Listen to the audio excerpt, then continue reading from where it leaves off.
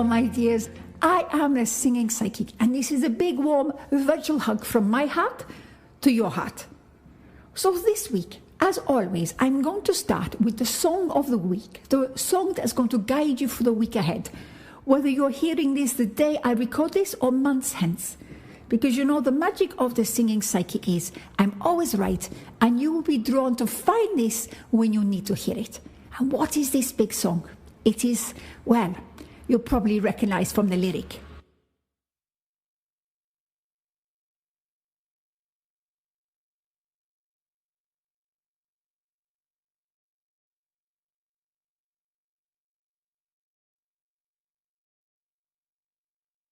Yes, it's the fabulous You Don't Owe Me, first sung by Leslie Gore when she was just 17 in 1963, and later by the fantastic trio of Bette Midler, that goddess, Goldie Hawn and Diane Keaton in the First Wives Club. But why is this song so important to us? Well, it is because this is the message of seeing what it is you need and want in your life for your health and happiness, and how you are going to make that happen. We're all locked in some way or another right now as I record this. And it is so important, though, to find where we can be clear about how we can change ourselves where we need to, but also that our viewpoint, our life is sacred and we must fight. Whether you are an artist who's no longer allowed to go out and gig, I'm not just talking about myself, whatever you're doing, you're limited in your ability to have an education, or in your work, or your boss or your bank manager is yelling at you. Have a look at where you can find ways to strengthen yourself and fight forward. Now, I am, as the singing psychic, always looking at the songs around when people were born, because it tells so much about who you are. And this week, I am looking at Kamala Harris, the VP, the Vice President-elect of US, and she will be VP. And this song also, You Don't Owe Me, is one of the big songs that her parents used to play when she was in her mother's womb. So let's play this fantastic tune. I'm going to play a bit first of the Leslie Gore version, and then into the triumphant First Wives version. And then we're going to come back and have a look at what other songs are around Kamala Harris's birth that kind of almost generated this fantastic human being who has really gone after what she wants and keeps fighting. Is she perfect? No, but then who is? But it's so interesting to see how the songs around when she was born have really powered her. So I want you to dance around your living room, get your armpit chakras out. If you don't know what that means, get your arms up in the air like you don't care. Get the energy going in your body and dance to this, first of all, the 60s version and then the Bette Midler Harmony, fabulous version of this tune. And then I'll see you after break. And if you're listening to this on Instagram or Facebook, then sing along in your head. Now, You Don't Owe Me for Kamala Harris was so important because she could hear, even as she came into the world, that this 17-year-old girl was singing, don't tell me what to say, don't tell me what to do. You know, don't try to change me and don't just let me be myself. That's all I ask of you. And Kamala Harris has since said, because she was one of the first that were on these desegregation buses where they chose to put children from different areas of the US, particularly in California where she was, and they would bus them to other schools. And Kamala Harris said she never realized she was black until she went to one of these schools. This was in 1974 when she first went and did this desegregation.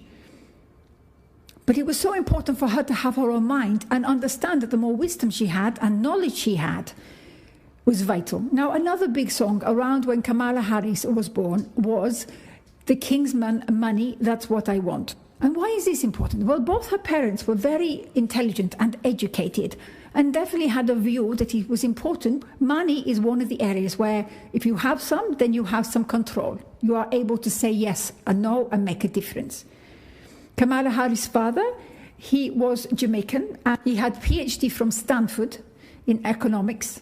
And Kamala Harris' mother, she came from India when she was 19 to study in California biochemistry. And in fact, she was involved in research, which has helped with breast cancer research.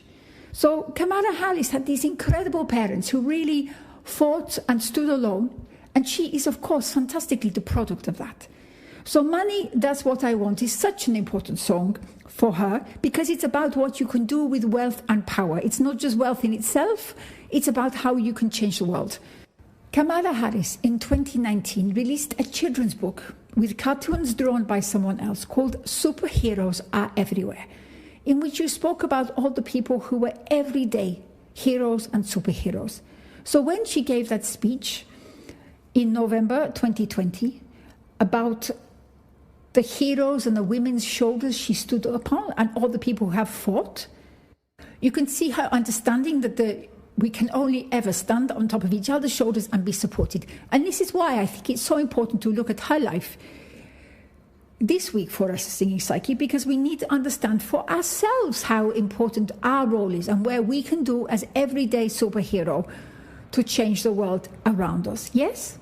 Now, in Kamala Harris' speech, she said, "But while I may be first woman in this office, I won't be the last, because every little girl watching tonight sees that this is country of possibilities, and to the children of our country, regardless of your gender, our country has sent you clear message. Dream with ambition, lead with conviction, and see yourself in a way that others might not see you simply because they have never seen it before."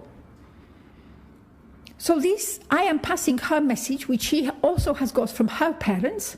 Kamala Harris' parents were divorced when she was 7. But this is the message for all of us this week. This is why you don't own it. You get to choose. You, yes, you, my lovely Singing Psyche listener, get to choose your life. Yes, we have the constraints of some things around us, but actually we can all make changes every day to take ourselves to our future, whether it is educating yourself more, doing a little bit more work on yourself, doing more work on your practice, whatever that might be, educating your brilliance to who you are.